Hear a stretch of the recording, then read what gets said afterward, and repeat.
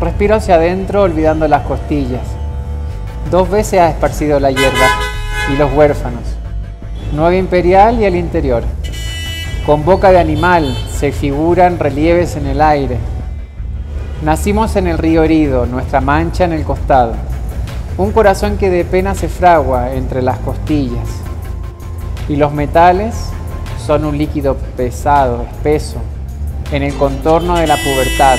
Arden y arden los puentes y los perros del territorio. Tengo colgando mi periferia como fragmento de toda historia. Herido tengo el fósil y mi llaga es un horizonte en un discurso.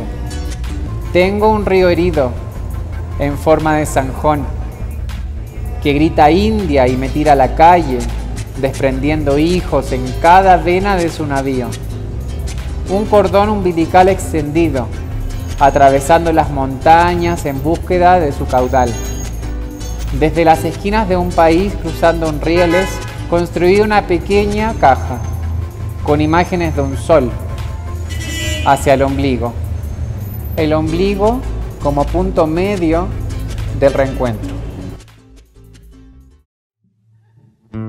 Quiero ver las luces más altas de la ciudad, con esa línea delgada de noche. Habitar caminos que siguen en un hombre que ha perdido la mitad de su juventud, una madre y una casa. Recorrer bares de la estación intercambiando señas y mujeres con nudillos en cada arruga de su camisa. Recuperar la mueca incansable, colmar el humo, mi botella. Quiero ser la temible infancia con toda la vida en sus remos. Un trozo de geografía meciendo el agua de las grietas para avanzar a la edad primitiva del hombre y su agujero. Mi cruz es el río, la acequia y el pozo, hinchado de gorriones y arbustos, clavando este duelo entre mis pulmones. Me arrastro por el río con el pecho abierto, limpiando la herida. Y si mi bautizo puede dejar los pecados en prostitutas húmedas del desierto, sumergido y solitario, cabalgo en mi río de viejas historias donde estuve mientras ellos morían. El amor al Padre, el odio al Padre. Llevar la cuenta de ancestros por orden santo no es recomendable en la juventud. Ser cinta que oscila entre cavidades de la montaña hasta tu casa. La idea y el encierro de las palabras, surcos bailables en un lugar que nos guarde de los gritos y la muerte. Esta muerte, caminar hasta olvidar que nadie espera, sentir el gemido viajero de mi cordura, crecer a la fuerza hasta dominar la ciudad. Imaginan la bestia del Padre mientras ríe y se embriagan en soledad del cerro y su Virgen, agradable solo por soledad, y las estrellas que te gusta nombrar entre dientes de metales espesos y vino. Tantos huérfanos se te caen de los brazos, perdieron el camino de vuelta, y toda su sangre, todas sus tierras, una que otra bala sucede ahora. Un disparo es cosa poca. Dame tus puentes, tus caletas entre ríos, entre fango. Los niños también caen muertos, no solo la madre.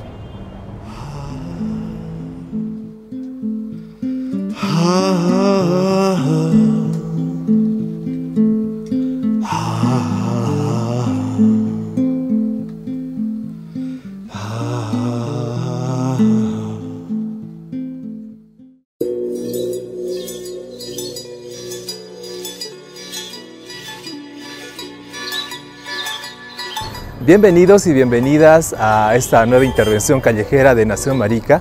Como ya saben, cada semana estamos publicando un video nuevo y en esta ocasión nos encontramos, como siempre, en la ciudad de La Paz, en su territorio de acción, en su territorio de lucha.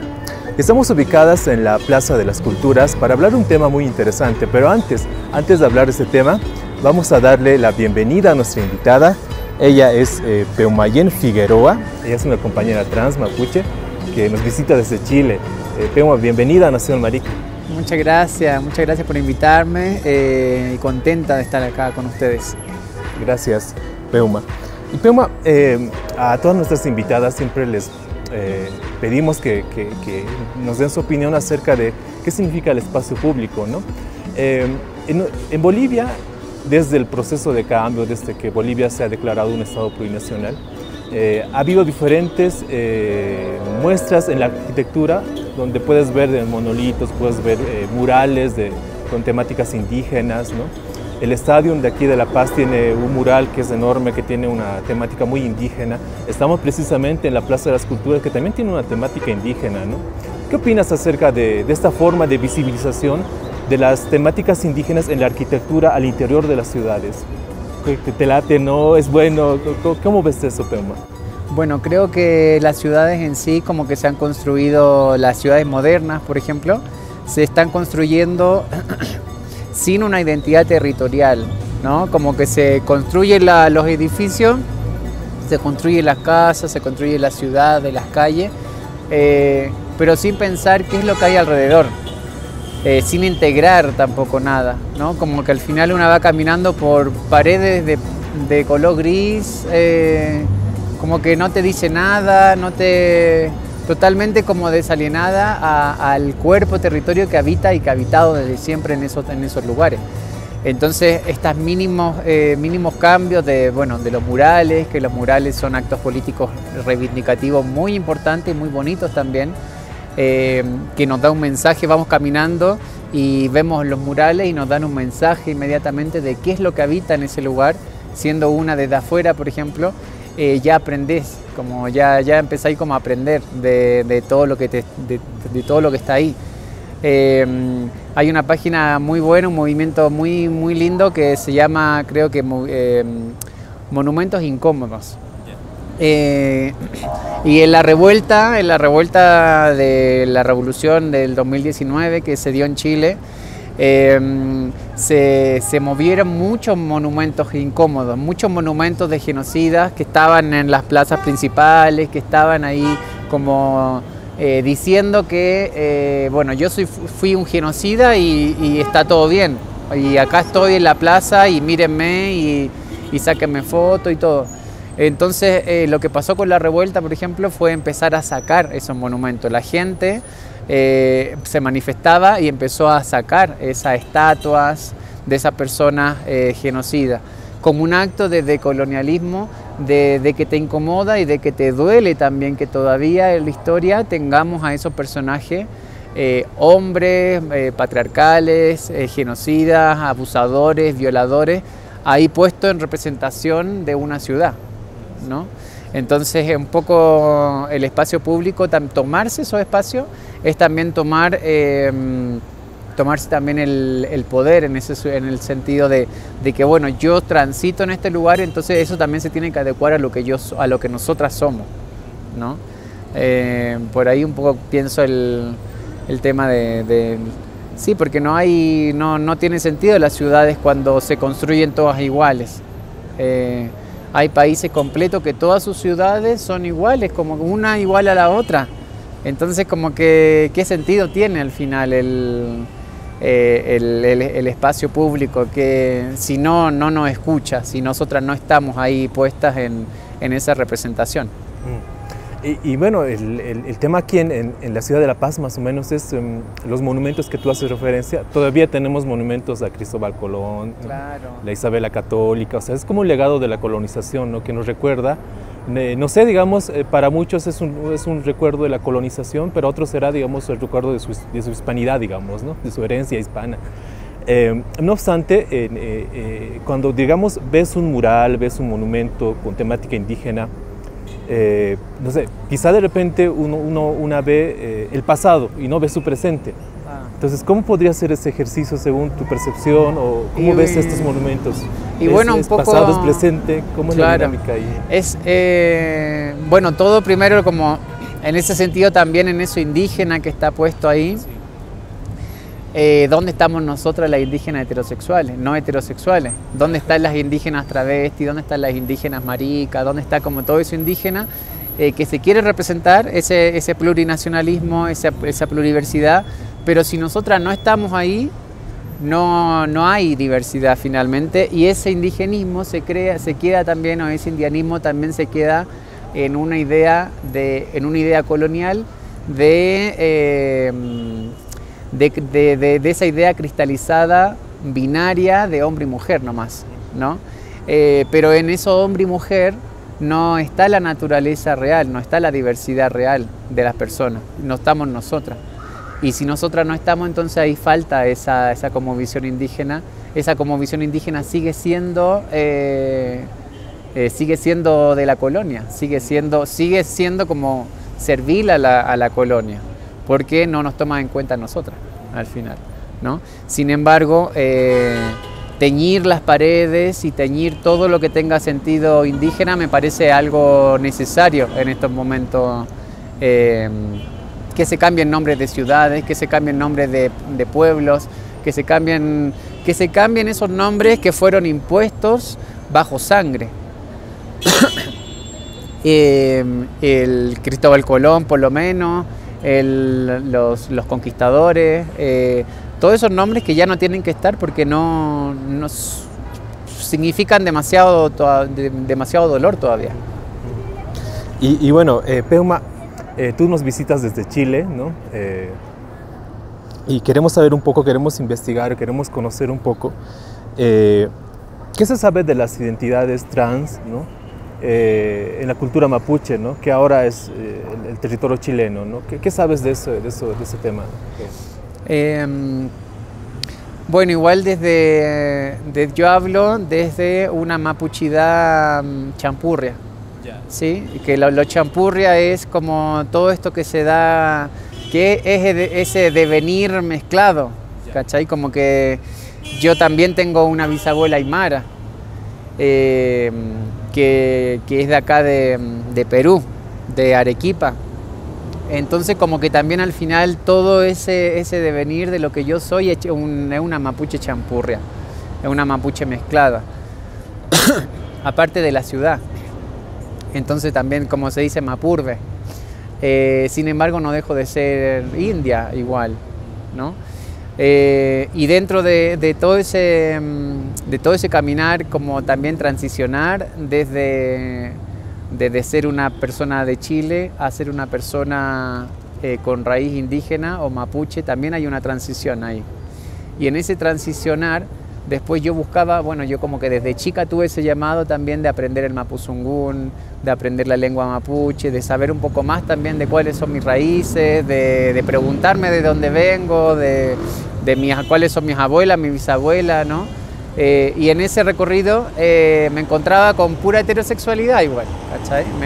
No me encontraba con toda la diversidad y la disidencia sexual, que tampoco me la encontraba en el mundo LGTB, porque en el mundo LGTB igual también está todo el gay blanco, el gay musculoso, la trans, toda reina, modelo, con tetas, todo. Entonces como que ahí yo tampoco en lo LGTB tampoco me encontraba. Entonces fue como un camino así como de doble negación y de doble como no encontrarme. Y aparte, y digo que no tiene que ver con la política identitaria porque tiene que ver con algo mucho mayor, que es ser parte de una diversidad de la naturaleza, pero va también justamente como a hablar sobre las urgencias territoriales que están pasando dentro de los mapuche. O sea, en este momento el territorio mapuche por ambos lados de la cordillera, el Estado argentino y el Estado chileno, lo tiene militarizado, tiene tanquetas dentro del territorio. Tanquetas, pero tipo último modelo, apuntando a los niños, la policía apuntando y baleando a los niños y a las niñas. Entonces al final nuestro llamado no es a hablar como sobre la bandera arcoíris de lo gay y de lo lesbiano, sino que es justamente como hablar de las urgencias territoriales que están pasando en nuestros territorios, ¿no? Que son mucho mayores que las políticas identitarias LGTB. Y aparte igual habla de este interseccionar, porque al final mi ser travesti, mapuche, tiene que ver con proteger los territorios, tiene que ver con un llamado a esa protección, de ser, no quedarme como acá con los ojos cerrados nomás y yo velo por la colectiva travesti trans y voy como por ahí nada más. No, como que antes de ser travesti, antes de ser trans, antes de ser marica, antes de ser de cola, soy una persona de la tierra, soy una persona mapuche. Entonces esa es la esencia mía, ¿no? Y desde ahí acciono todo lo que tenga que ver con la diversidad completa, y ahí por supuesto que entramos todas las diversidades sexuales, pero como un todo. Estás viendo la intervención de Nación Marica. Hoy estamos acompañadas de Peumayen Figueroa. Ella es una compañera trans, nos visita desde el pueblo mapuche. Desde tu ser mapuche trans, ¿qué significa ser indígena para vos? ¿Cómo lo estás viendo este tema? Bueno, lo indígena igual fue una categoría colonial, ¿no? que nos imponen cuando llega la colonia y nos empiezan a clasificar en los censos de acuerdo a nuestro color de piel, ¿no? Y de acuerdo a esas características de lo que es lo indio, que lo indio es lo no civilizado, lo indio es lo que está, digamos, lo que está mal para la colonia, porque es lo que no quieren es que haya indígenas. Hasta el día de hoy los países no quieren reconocer que hay indígenas dentro del Estado. La palabra indígena entonces va teniendo como mucho carácter y mucha carga negativa desde que se crea la palabra, ¿no? Aparte una palabra errónea, porque fue la forma de decirle a todo eso que no era blanco. Entonces, y bueno, equivocándose también, porque que los españoles, no sé, querían llegar a la India y bueno, llegan acá y nos dicen, bueno, no era la India, pero los que viven ahí van a ser indígenas igual. Entonces, bueno, tiene toda esa trayectoria que una dice como, bueno, sí, me voy a tener que llamar indígena porque es como me llamaron. Pero la verdad es que no. Porque ¿por qué llamarse de una forma que tú no querís llamarte? No por el hecho de sentir vergüenza, porque igual no sé, al final yo soy india, yo soy indígena. Pero antes que eso, soy mapuche, que es la real palabra para definir a todo lo que está en ese territorio, en el territorio Gualmapu. Entonces, esa ya nombrarse como mapuche no va a tener esas cargas coloniales. Entonces, bueno, si bien obviamente para diferenciar o para hablar de algo más específico está la palabra lo indígena, lo indio, que sí lo usaría, creo que la importancia de nombrarse con nuestros orígenes es mucho más potente. Nombrarse aymara, nombrarse quechua, nombrarse mapuche, nombrarse Shernan, nombrarse Rapanui. Y bueno, que se vayan acostumbrando igual las personas también a esa nomenclatura, a ese lenguaje.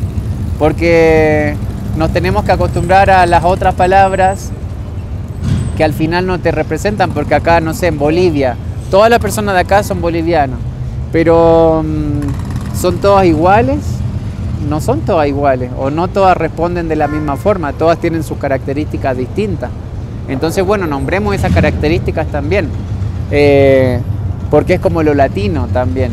¿Qué es eso de ser latino? Yo soy latina, tú eres latino, pero bueno, eso de ser latino también tiene una carga de diferenciarlo digamos, de las otras razas, ¿no? Pero con una carga generalizante, porque todo Sudamérica o todo Latinoamérica es latino. Y bueno, no sé, las de los Andes, las que vivimos acá en la cordillera de los Andes, somos súper distintas a las que vivimos en la Amazonía, o las que viven en la Patagonia al sur, o las que viven en Centroamérica. Entonces, como que es un poco toda esta forma capitalista de tener que como clasificar en la forma más simple posible para poder nombrar y generalizar, ¿no? Y en ese generalizar se pierden se pierde las culturas, se pierde las especificaciones de cada pueblo, de cada lugar, ¿no? Se pierde la historia y se empieza a crear otra historia homogénea. Esa historia homogénea, esa identidad homogénea es la que es servil para las políticas públicas, porque entre más iguales seamos en ese sentido, menos gastos de dinero van a tener que invertir en la sociedad, y bueno, que eso vaya para las platas de las empresas y de los conglomerados, las corporaciones, porque al final mejor que se vaya ahí la plata antes de invertirla en las especificaciones de las poblaciones que tienen sus propias características y necesidades y urgencias que la diferencian. Y ahora, y lo indio, la categoría se llama categoría o el nombre de indio, ¿también se usa esto en el territorio mapuche? ¿Cómo ha sido el proceso de esta palabra? Yo no lo he escuchado mucho, igual digo como que sí se usa lo indio, como que sabemos lo que es el indio, siempre también con lo despectivo que tiene el indio. Pero bueno, yo acá también aprendo toda la teorización que hay respecto a lo indio y la reivindicación también política de nombrarse India. De nombrarse India también con esa fortaleza que es muy parecida a la de nombrarse travesti también, porque es como nombrarse desde el margen, pero con una fortaleza que decimos como, bueno, sí, soy india, ¿y qué? Como soy india, ¿y qué? Y somos todas india, y es como que fortalecemos más también nuestra identidad frente al blanco específicamente, o esas personas que se quieren blanquear y que no quieren reconocer sus orígenes. Bueno, ahí es como que empiezo yo a aprender acá en Bolivia, en estos territorios, esa trayectoria que tiene la palabra indio. Y me parece potente y me parece también digna de también tomarla, de también como poder decir habitar ese ser político. Es importante. ¿Y cómo entender la identidad, o sea, ser mapuche, ¿no?, desde la urbanidad? O sea, ¿cómo se está viendo esto? Bueno, yo vengo de Santiago de Chile, es territorio Picún-Mapu. Picún-Mapu sería toda la parte más al norte del Gualmapu. Gualmapu es todo el territorio mapuche que va del Pacífico al Atlántico. La parte norte es el Picún-Mapu, que es la tierra norte. Ese territorio siempre fue un territorio fronterizo, siempre fue un territorio de intercambio, siempre fue un territorio de flujo entre lo andino, que venía más arriba, lo diaguita, lo aymara también, con lo mapuche. Entonces como que siempre tuvo, por lo menos esta parte siempre ha tenido esto de que, bueno, soy media andina también, media aymara, media quechua, media diaguita, pero también soy media mapuche. Entonces como que ahí hay una mezcla que siempre se ha dado ahí en Valparaíso, Santiago. Entonces como que desde ese lugar también cosmopolita en cuanto a toda la gente que transita, que comercia, ¿no?, que trafica también. Desde ahí hablo yo, desde ahí nací yo también, encontrando igual ese lugar que también te lo niegan porque dicen, bueno, no, los mapuches están en el sur nomás, o ser mapuche es solamente ser de una comunidad, o ser mapuche es tener el apellido, o ser mapuche, bueno, como que al final el ser mapuche también dentro de esquemas es esencialista. Y al final nos quedamos en esta discusión de qué es ser mapuche, o si tú eres mapuche o no, si yo soy suficientemente mapuche o no. Y nos quedamos en esta discusión que no tiene tanto sentido para mí, y estamos perdiendo otra, que es hablar de que realmente en estos momentos hay más de 20 presos políticos mapuche en las cárceles, sin pruebas, porque no tienen prueba, pero igual pasan años y no los dejan adentro por una ley, la ley antiterrorista, ¿no?, que en los países se empieza a aprobar bajo la ONU, en donde les da la facultad a la justicia para encarcelar a personas que no hay pruebas. para una y otra vez aprobar esta militarización que te contaba, que es terrible porque es real ver por acá pasar tanquetas.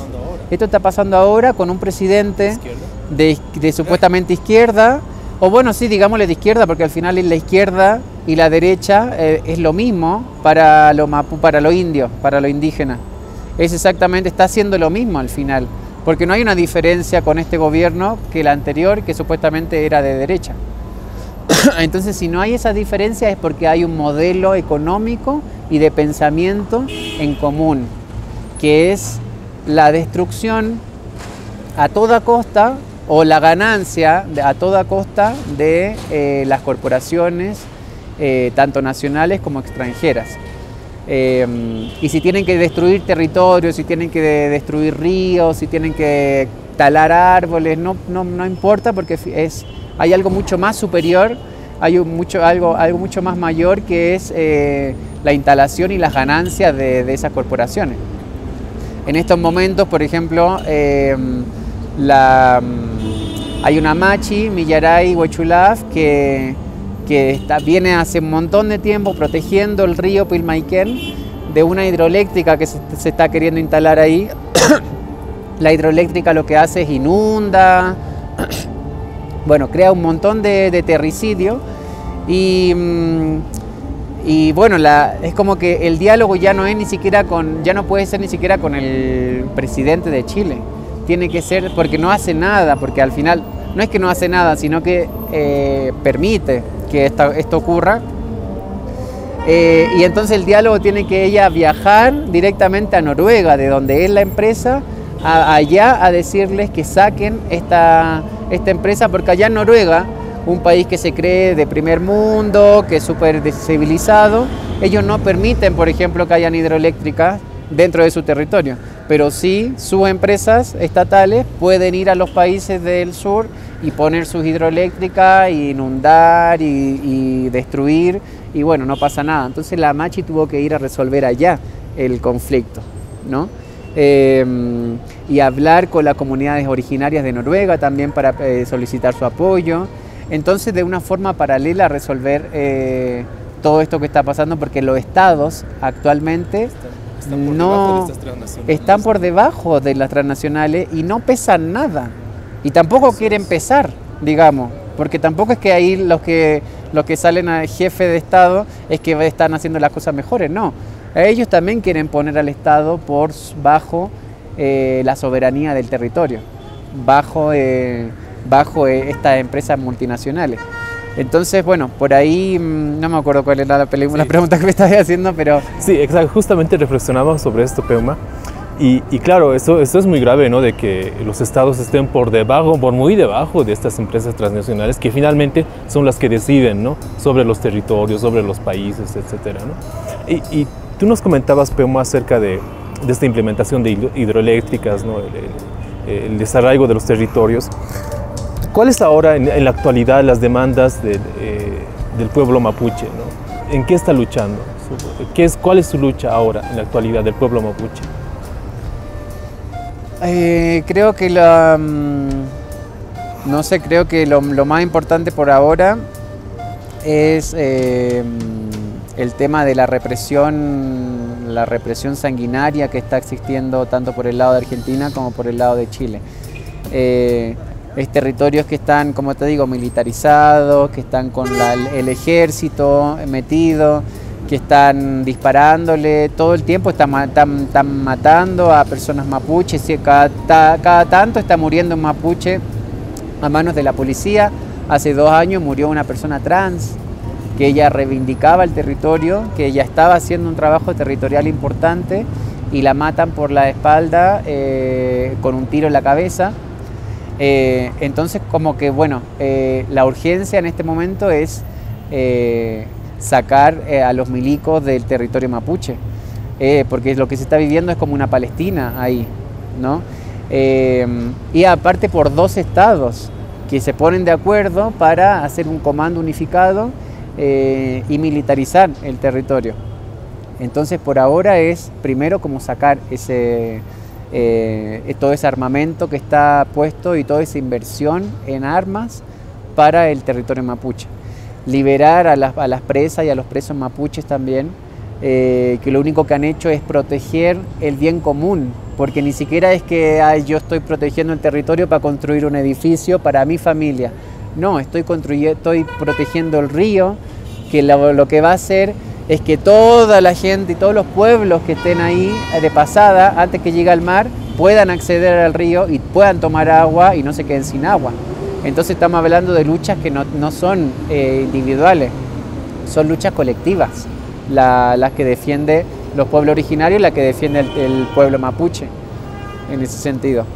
Entonces las urgencias van por ahí. Las urgencias también van por...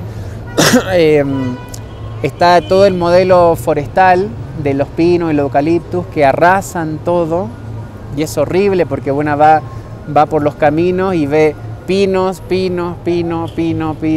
van pasando las horas y tú seguís viendo pino, y el pino lo que hace es desertificar la tierra, lo que hace es tomarse todo el agua, porque son árboles que no son de acá, no son de estos territorios, entonces desertifica la tierra, le quita los minerales, le quita el agua. Después no se puede cultivar, no se puede cosechar, no se puede sembrar sobre ese territorio. Y entonces, bueno, y aparte de toda la contaminación de la celulosa, que son plantas completamente contaminantes, tanto del humo como de lo que desechan al mar y al agua. Entonces también es sacar esas empresas de esos lugares si es que queremos proteger y si es que decimos que nos importa realmente esto del cambio climático o esto del medio ambiente o bueno, para poder vivir mejor nomás, como que nada más. El territorio y la vida, ¿no? La lucha por la vida, si realmente les importa la vida, entonces ahí también tienen que estar esas demandas claras de qué es lo que no tiene que estar en esos territorios. Ya no pueden estar esos terricidas, esos latifundistas que les regalaron la tierra, los estados bajo dictadura les regalaron esas tierras. Entonces es recuperar ese territorio. Es recuperar ese territorio como nosotras, las personas travestis, recuperamos también nuestras identidades y nuestra dignidad al final. Y nuestros derechos que nos quitaron. Y ahora, Peuma, para finalizar este programa, esta intervención callejera de Nación Marica, ¿cómo descolonizamos el movimiento LGBT en nuestros territorios, en nuestros países? ¿Cómo podríamos descolonizar el movimiento LGBT, sabiendo de que está colonizado, por ende, digamos?